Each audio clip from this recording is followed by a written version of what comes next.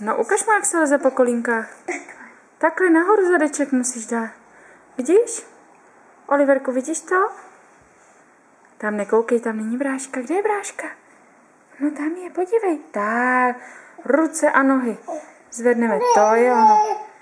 To je ono, ano. Ano, miláčku. To bylo skoro ono. To bylo skoro ono.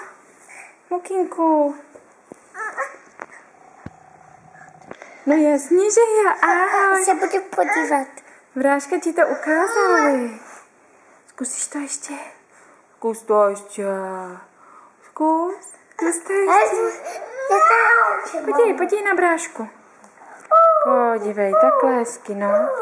Tak. Takhle se to dělá, ano. Ano, a teď ty, Oliverku, zkus to. Hezky nahoru, zadeček nahoru. To je ono, tak. Teď to Oliverek zkouší, ano. Tak. Ano. Šikolinka. Ano. Pak hačat. Takhle si sede na nožičky, vy? Takhle bude sedět na nožičkách. Takhle? No, takový levelek se tohle.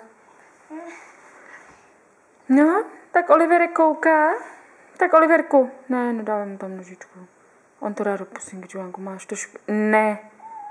Máš to špinavý.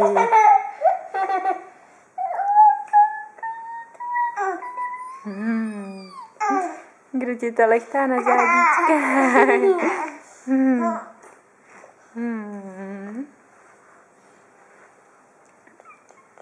Co si ty tam děje? Ale netlače.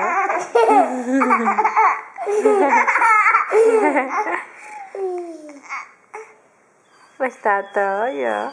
Tak počkej, kdo pak tě lechtá? Julien tě lechtá. Tvůj velký bráška.